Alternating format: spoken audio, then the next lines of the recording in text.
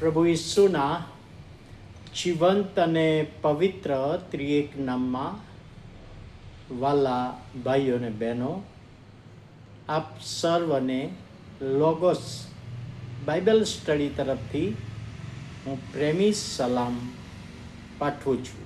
અને આજે 11મી ફેબ્રુઆરી 2026 અને બુધવારનો આ નવો દિવસ આપણા જીવનમાં પ્રભુએ બતાવ્યો માટે પ્રભુનો આભાર માનીએ છીએ.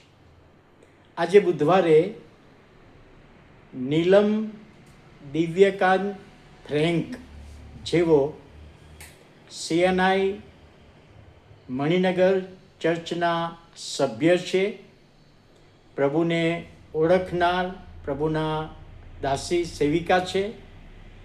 ખ્રિસ્તી બંધુ અને બીજા ખ્રિસ્તી સામયિકોમાં તેઓ લેખ લખે છે અને એ દ્વારા સમાજને તેઓ શિક્ષણ આપી રહ્યા છે.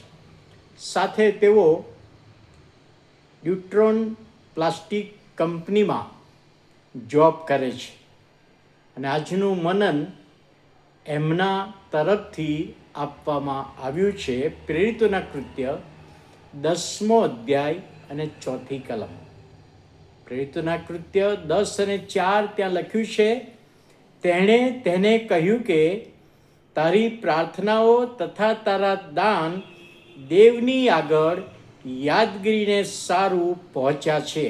આ કલમ કર્નેલસ જે વિદેશી હતો, સુબેદાર હતો, ઇટાલિયન પલટણનો સુબેદાર કે જેના હાથ નીચે 100 સૈનિકો હતા, સિપાહીઓ હતા, અને એવો આ સરકારી માણસ કૈસરિયામાં રહેતો હતો.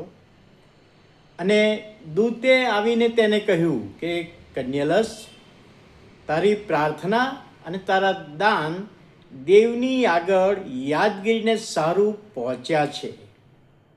હવે અહીં આગળ જે દાન શબ્દ છે એ સામાન્ય રીતે દાન એટલે આપણે તો પ્રભુના મહિમાને માટે ચર્ચમાં નાખીએ, જે માસિક દાન આપીએ, વાર્ષિક દાન આપીએ, ચર્ચ ફંડમાં દાન આપીએ, એને જ દાન કહીએ છીએ. પરંતુ ગ્રીક ભાષામાં અહીંયા જે શબ્દ વાપરવામાં આવ્યો છે એ શબ્દ છે એલિમોસનાઈ. એલિમોસનાઈ એટલે સામાન્ય રીતે આનો અર્થ એવો થાય કે ગરીબોને જે મદદ કરી છે, ગરીબોના જીવનની જરૂરિયાતો પૂરી પાડવામાં મદદ કરી છે, એ શબ્દ અહીં આગળ વાપરવામાં આવ્યો છે. અને એટલા માટે કર્નેલસ પ્રાર્થનાવાદી છે, પ્રાર્થના કરે છે, વિદેશી હોવા છતાં, અને એનું દાન ઘણા બધા ગરીબોને તે મદદ કર્યું છે, દેવની આગળ એ પહોંચ્યું છે, એવી બાબત અહીં આગળ બતાવવામાં આવે છે. હવે અહીં આગળ દાન એટલે આત્મિક દાનની પણ વાત લખવામાં આવી છે. અને કહી શકાય ને સમજી શકાય કે આપણને પ્રભુએ આત્મિક કૃપાદાનો આપ્યા છે. પ્રાર્થના કરવાનું દાન, સુબોધ કરવાનું દાન, ઉત્તેજન આપવાનું દાન, દયા કરવાનું દાન, વહેંચી આપવાનું દાન, વહેંચી આપવાનું દાન, સેવાનું દાન, અને આ બધા કૃપાના દાનો છે. એ દ્વારા પણ આપણે પ્રભુનો મહિમા પ્રગટ કરી શકીએ છીએ. પ્રભુનો મહિમા પ્રગટ કરવાને માટે અહીં આગળ સુવાર્તા આપવાનું પણ એક દાન છે. જ્યારે 5000ને જમાડ્યા ત્યારે પ્રભુ ઈસુને એ લોકો પર દયા આવી, તો કોઈના પર દયા લાવવાનું પણ દાન, કોઈના પર આપણને હમદર્દી થાય એ પણ એક દાન છે.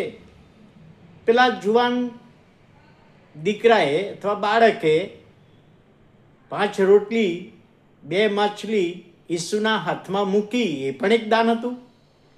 એટલે કહેવાની બાબત અહીં આગળ એ છે કે પ્રભુના વચનોમાં કર્નેલસને માટે લખવામાં આવ્યું કે તારા દાન દેવની આગળ પહોંચ્યા છે. એટલે દાન એક લિમિટેડ અર્થમાં નહીં, લિમિટેડ અર્થમાં જ નહીં, પ્રભુના મહિમાને માટે આપવું જોઈએ ને આપીએ, એનો આશીર્વાદ પણ આપે જ છે. પણ અહીં આગળ કહેવામાં આવે છે કે એ દાન દ્વારા, આપણને આપેલા કૃપાદાનો દ્વારા પ્રભુનો મહિમા પ્રગટ થાય, બીજા લોકોને ઉત્તેજન મળે, એ બાબત પણ આપણે જોવા માગીએ છીએ. નમ્રતાનું શિક્ષણ, પ્રભુ ઈસુએ પણ શિષ્યોના પગ ધોઈને નમ્રતાનું શિક્ષણ આપ્યું ને, એ પણ એક બાબત છે. પ્રભુના મહિમાને માટે આપણે જે કંઈ કરીએ દ્વારા પ્રભુનો મહિમા થાય. અને આ વચન સમજવામાં પ્રભુ તેના આત્માની દોરવણી આપે. પ્રાર્થના કરીએ. પ્રભુ, અમે આભાર માનીએ છીએ, સ્તુતિ કરીએ છીએ. આજના મનને માટે તમારો આશીર્વાદ માગતા તમારા હાથોમાં સોંપાય છે. આજનો આશીર્વાદ આપો. ઈસુ પ્રભુના નામમાં સાંભળો, માન્ય કરો.